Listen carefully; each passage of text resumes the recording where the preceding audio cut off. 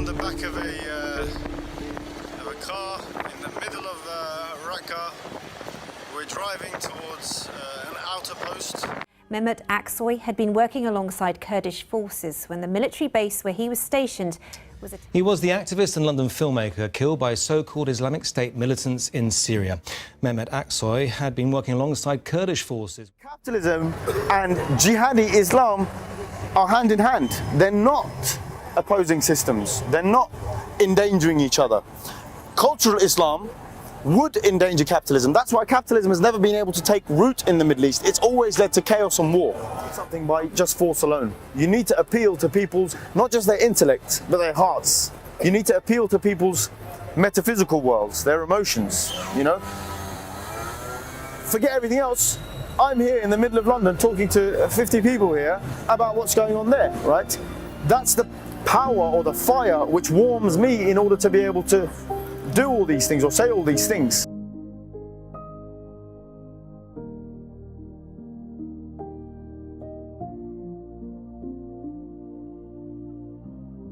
The most important thing is, as a family, we are learning to live without him still.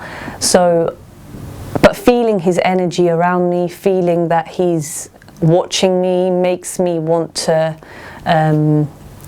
work harder, makes me want to go further in life, makes me want to achieve more. So yeah, I mean, just because he's not here, it doesn't mean we're going to give up and we're going to stop. Raqqa, we're driving towards an outer post. There was just a mortar fired, it flew right over us, and black plumes of smoke rising up in the air.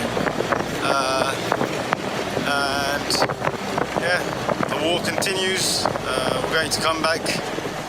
Mehmet to me was a really influential person. When I first met him, I was quite mesmerized by his intelligence, and he influenced the way I look at people, the way I treat people, the way I carried myself within society. So he's someone that heavily influenced me in life, and this is just, I've always carried this. I've said this to Mehmet, which is one of the things that I'm really happy about. He always knew every time I met him that it was someone who made me smile.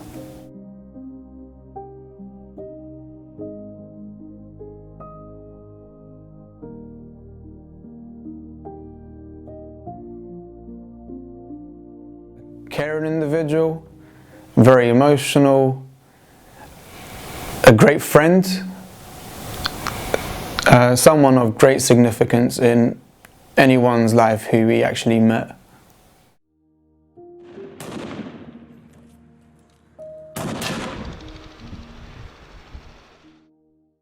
Mehmet Aksoy means for me 4 years later what Mehmet Aksoy meant for me the 10 years that I worked with him. Mehmet was a man who was full of love, a man who gave you hugs, a man who wasn't afraid to express his emotions, a man who was very supportive, non-judgmental, a man who gave everything for his family, for his friends, and for the Kurdish movement. Mehmet, I mean, not just mine, but in everybody's life, he has left a mark. He is extremely courageous. He's extremely knowledgeable. I mean, the words I use, they're not even, you know, they're not enough for him. I mean, he came to this country at a very young age. He was born and bred here, but it didn't seem like that. It always seemed like he was from another world, because I mean, when he was telling his stories to people, when he was just socializing even, he would stand out even when he didn't want to, because he was such a humble person.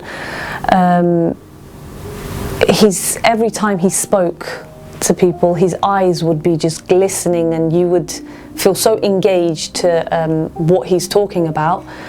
Nobody would forget him. People who have met him just once or even seen him in an environment will not forget, haven't forgotten who he is. What's behind all this? I think to understand the current situation, we need to go back to the 60s and 70s when the US especially, with the help of the CIA, was supporting anti-Soviet, moderate Islamist forces in Turkey. These were also neoliberal movements or parties. Till today is when we were in Paris. We had attended a youth meeting. We were on a bridge crossing one side of Paris to the other, and I asked Mehmet, or I actually told him I was going through some emotional turmoil and I had some issues, and I just told him, Mehmet, look, I'm an emotionless person and I don't feel anything, and I'm struggling as well to sometimes understand people's emotions. What Mehmet responded was by saying, if you hadn't had any emotions, you wouldn't have been here today. And that hit me hard, because to this day I realised I am an emotional person. And maybe that's one of the reasons why 4 years on after Mehmet's passing, and I'm still in tears most of September, or very, very hurtful. But Mehmet was, everybody who knows him personally will know that he was extremely funny. He would do the most disgusting things, which were hilarious. Like, he would kiss your nose, he would lick your ear, he would put his finger up your nose, and really odd things like that. But that's what made him Mehmet, because that's how he made a difference in people's lives. Obviously, there's so many other factors about him that are amazing, but he was an extremely funny person. He would always make you laugh. You've probably seen the very serious side to him, but everybody who knows him personally will know that he was, extremely funny and very fun to be around. When we went to the uni, Mehmet made everyone take a seat, and for some reason I sat right next to Mehmet. Like, I don't know why I did that. And there is a video of me for 2.5 hours on YouTube right now, when Mehmet giving a lecture, and I just look lost like a little child, looking around, making weird faces. And at the time I was embarrassed to have that video, but Mehmet kind of, every time we went back to that, he'd be like, Shaf, go back to this hour, pause it, look at your face then, what are you doing? And he'd just be like, you're being childish. It just ended up being a good memory. We're in Raqqa, Raqqa city, which was the stronghold of Daesh, and we're doing media work for the YPG press office. Our work consists of making videos of the struggle, of the battle against Daesh, against ISIS here.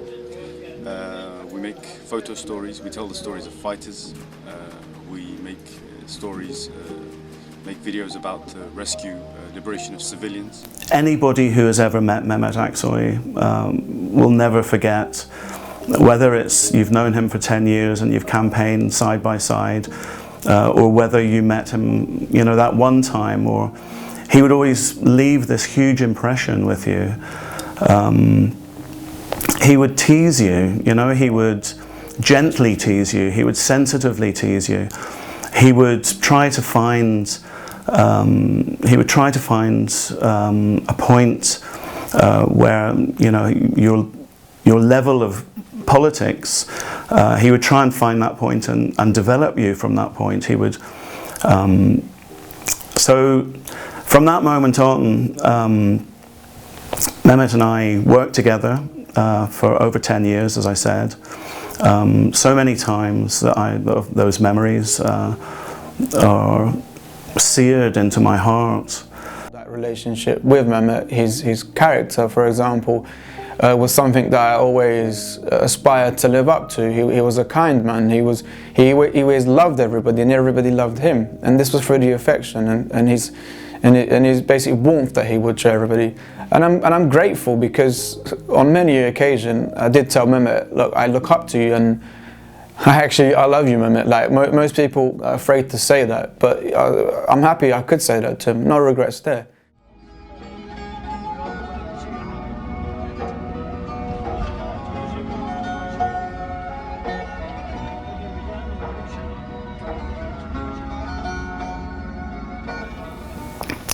I think if he was alive, if he was here today, I mean, it's a funny thing to say if he was alive, because Mehmet, for me, is, and I think for many people, he still guides us in a way.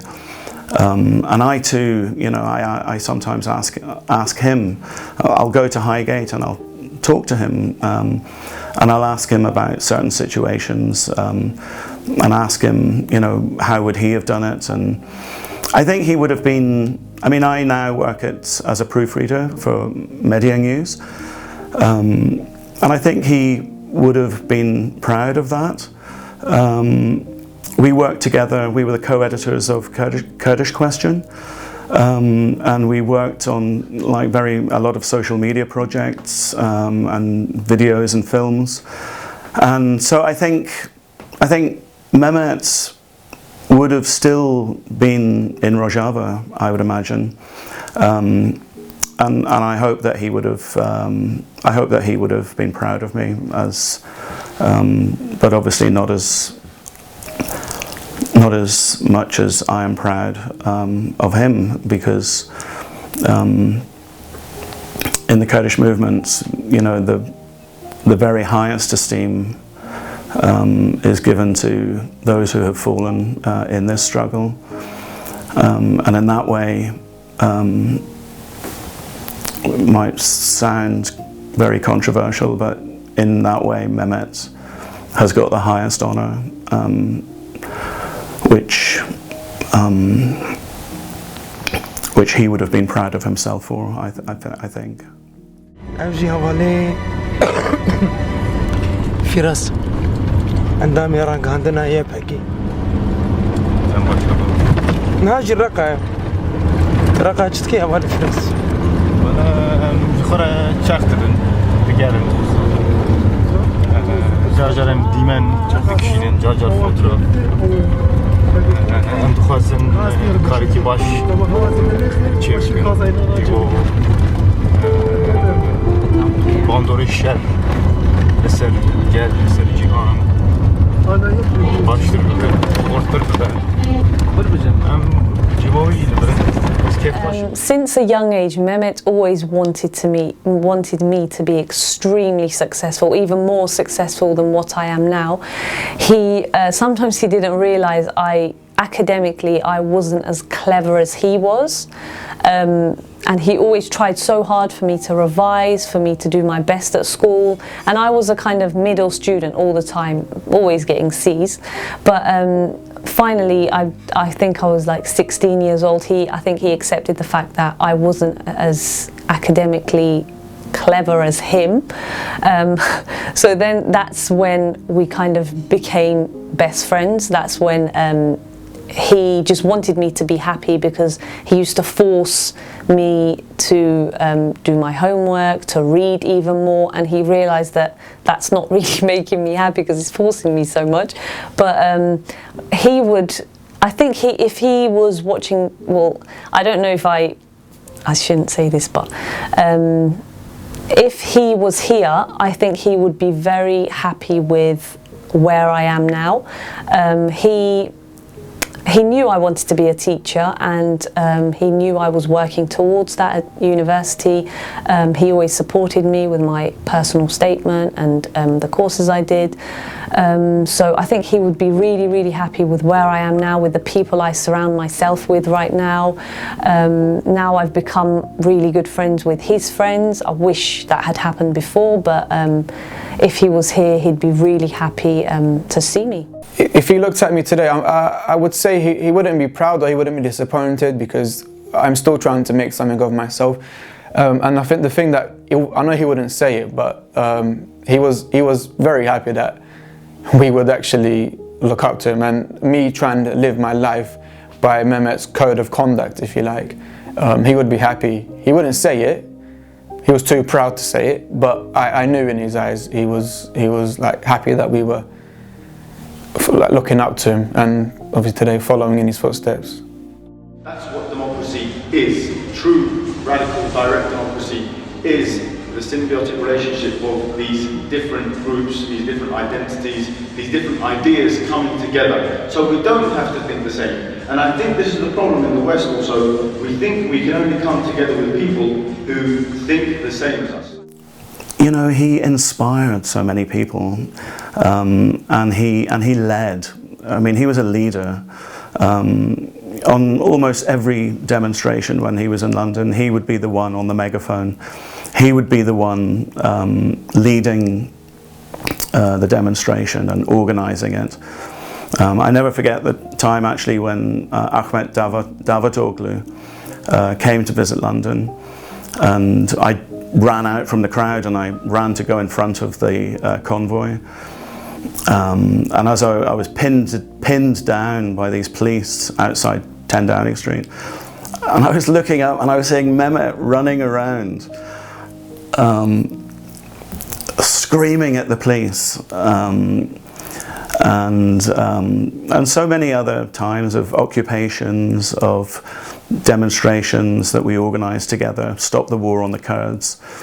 We organised a hugely successful solidarity march in London. I think Mehmet generally wanted his friends to be happy, but he also wanted us to not to be lost and get caught up in this typical, you know, I don't know what to call it, capitalistic society maybe, just not to be too cliche, but yeah, Mehmet wanted us to be part of something he was already. Who number 40 million in the Middle East do not have recognition, do not have a status. They are the largest nation in the world without recognition. He was an extraordinary communicator. I mean, he was able to talk to a lord in a meeting in the same way that he was able to talk to just anybody that he met in the street. He wasn't intimidated. He had a huge passion for life, first and foremost. I mean, he came from such a beautiful family that I've been so privileged to get to know more in the years since he fell. And he had these qualities of extraordinary honour, politeness, sensitivity, intelligence.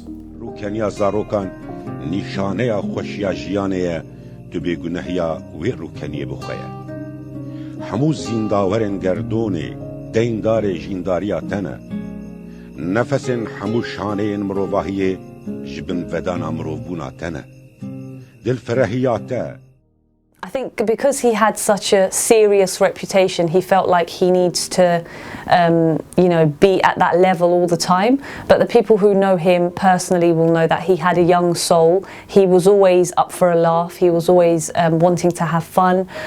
He'd always, like, at home listen to these really ridiculous Kurdish songs from like our culture, and he would dance to them, and not a lot of people had seen that side, like, you know, open his arms and dance, and so yeah, he had a very humorous side to him.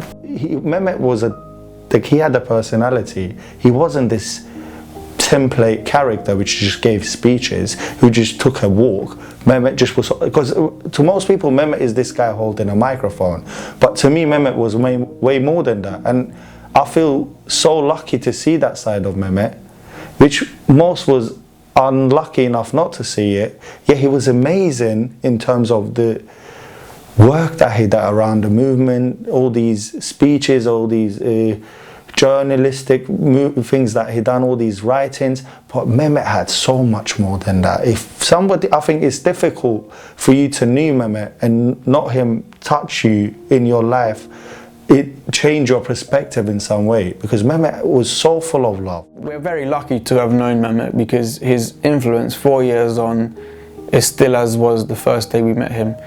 You either loved him or you hated him, and if you hated him, that's because you were jealous. I know where I stand. Like, my heart just grows every year, not through love, but with the pain of his not being here.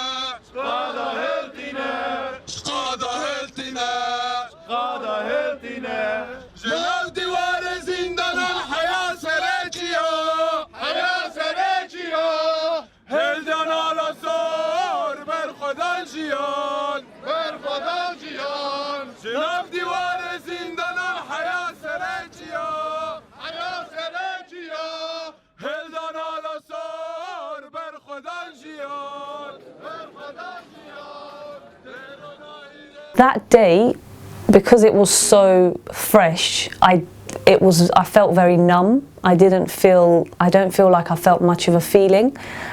When I watched back, I felt like I was talking like a robot. I think, I don't know, probably the microphone, and I just wasn't feeling well, so I felt like I couldn't portray my feelings that day. But it was, I mean, the feelings inside me, extremely numb but extremely tough. I felt, once I watched it back, I felt like I didn't do a great job, but that's because I just wanted to make him proud. But on the other hand, I felt like good on me for going on stage and reading his letter to everybody, for them to hear why he went and what he was there for. Bu yaşamı fakat başaramadım. Artık vakit geldi geçiyor. Artık daha cesur ve kararlı adımlar atma zamanı ve ben bu adımları atmaya çalışıyorum.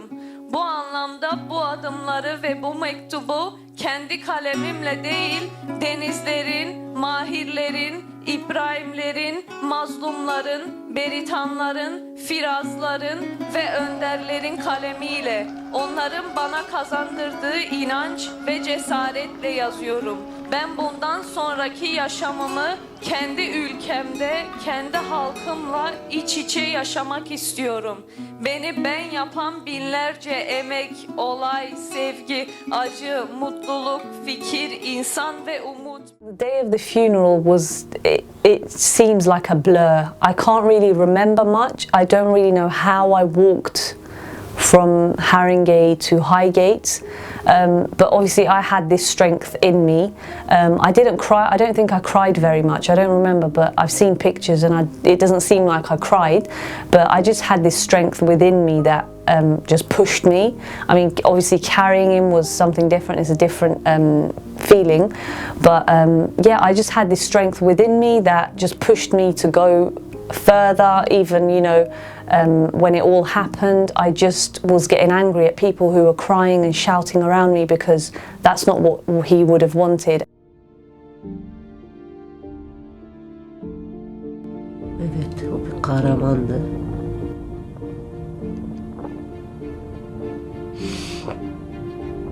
Her zaman kendi toplumu için, kendi insanı için o bir kahramandı.